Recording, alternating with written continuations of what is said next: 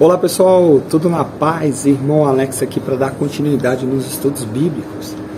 Que o Eterno possa estar nos abençoando poderosamente.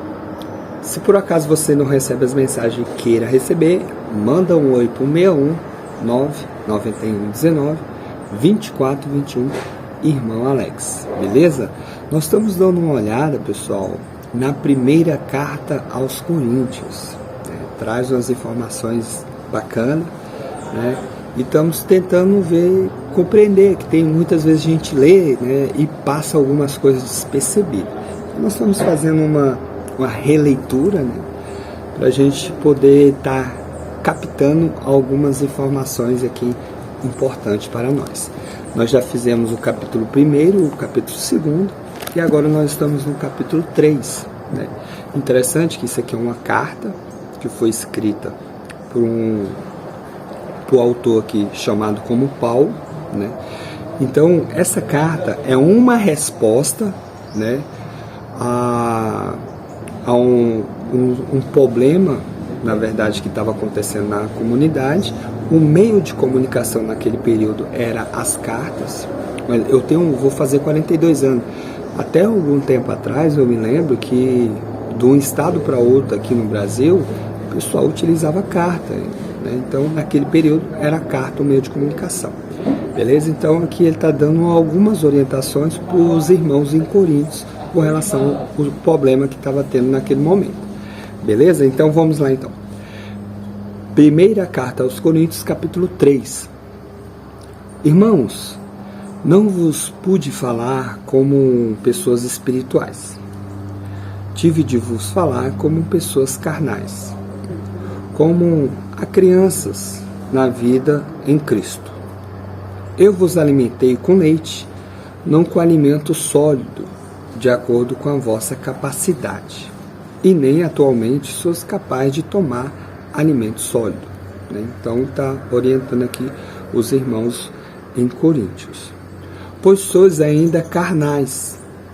As rivalidades e contendas que existem no meio de vós, acaso não mostra que sois carnais e que procedeis de modo humano apenas?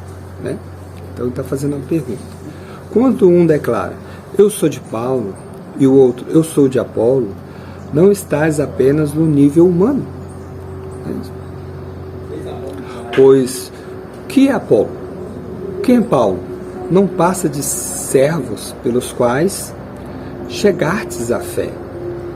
Então, provavelmente, estava tendo alguns irmãos naquele período que receberam a fé através de uma pregação de algum desses irmãos. Eles estavam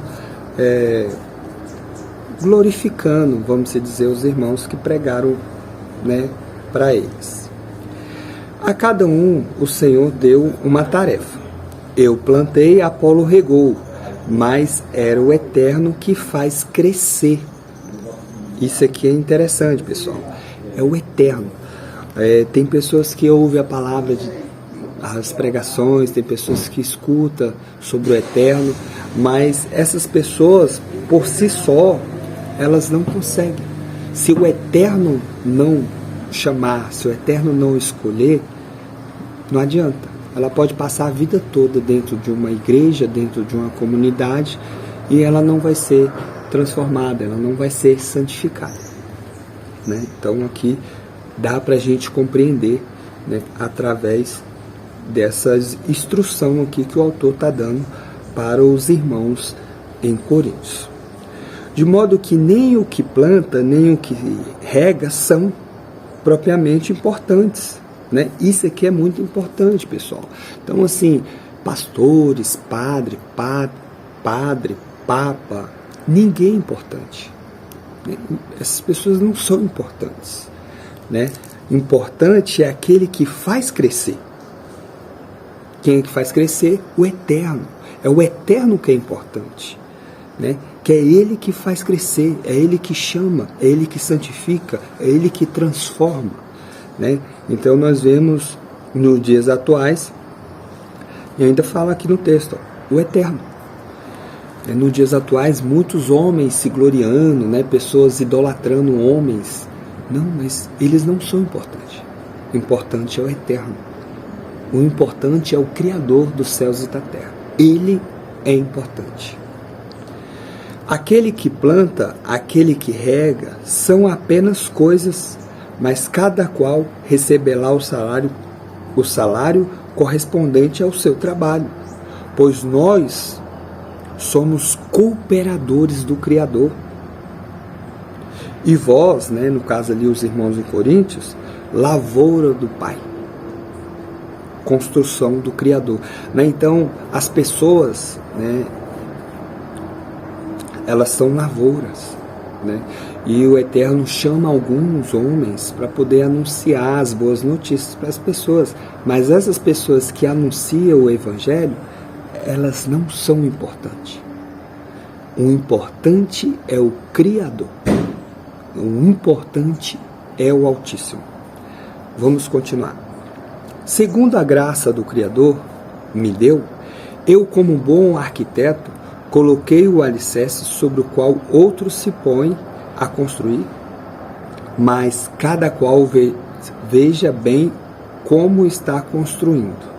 De fato, ninguém pode colocar outro alicerce diferente do que já está colocado, que é o Messias.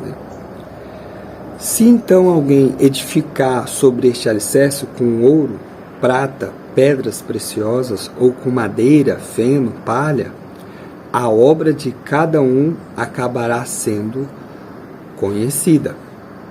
O dia manifestará, pois ele se revela pelo fogo. O fogo mostrará a qualidade da obra de cada um. Então, vai chegar um dia que nós vamos saber, cada um vai dar conta da sua obra, do que vem feito. Aquele cuja construção resiste ganhará o prêmio. Aquele cuja obra for destruída perderá o prêmio. Mas ele mesmo será salvo, como que através do fogo. Acaso não sabeis que sois templo do Criador? Isso aqui é interessante, pessoal. Nós somos o templo do Criador. Ele está falando para os irmãos aqui. Acaso não sabeis que sou o templo do Criador e que o Espírito do Criador habita em vós? Se alguém destruir o templo do Criador, o Eterno o destruirá, pois o templo do Criador é santo, e esse templo sois vós. Então, eu já falei isso em outros áudios, em outros vídeos. Essa ideia das pessoas falar assim, vamos para a casa de Deus, é uma ideia totalmente equivocada. Os irmãos daquele período ali, dos apóstolos, eles não tinham essa ideia. Casa de Deus somos nós somos o templo.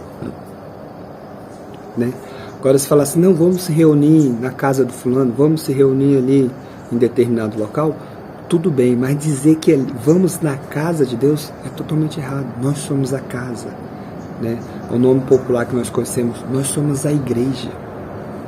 Eu, você somos a igreja, Isso é importante você saber. Ninguém se iluda. Se algum de vós se julga sábio diante deste mundo, faça-se louco para tornar-se sábio. Pois a sabedoria deste mundo é loucura diante do Criador. Assim está escrito, aquele que apanha os sábios em sua própria astúcia. E ainda, o Senhor conhece os pensamentos dos sábios, são fúteis. Portanto, ninguém põe a sua glória em ser humano algum.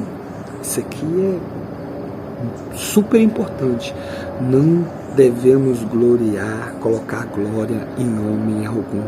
A glória é do Eterno, é do Criador. Sim, tudo vos pertence. Paulo, Apolo, Cefas, o mundo, a vida, a morte, o presente, o futuro, tudo é vosso. Mas vós sois de Cristo, e Cristo é do Criador. É interessante. Terminamos o capítulo 3. Pessoal, existe uma hierarquia até mesmo com relação a Jesus e o Criador, né? O Criador, ele é tudo em cima. Quando perguntaram para Jesus, né, ali nos evangelhos, como eles deviam orar, Jesus falou, Pai. Então até a nossa oração, a oração de muitas pessoas está errada. Nós devemos orar ao Pai, ao Criador, e em nome de Jesus, porque Jesus, ele fez algo extremamente lindo, né?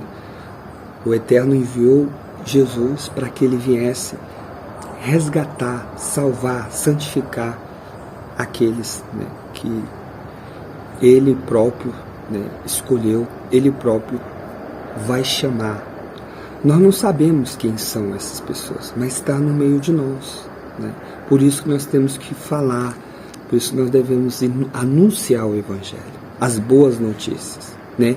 Mas sabendo e crendo que quem vai transformar aquela pessoa, quem vai resgatar aquelas pessoas é o próprio Criador, beleza? É o próprio Criador através do Espírito dele que vai santificar, que vai transformar a vida daquela pessoa, beleza? Então tá aí, capítulo 3 de primeira carta ao Coríntios, que o Eterno possa estar nos abençoando, e um abraço do irmão Alex.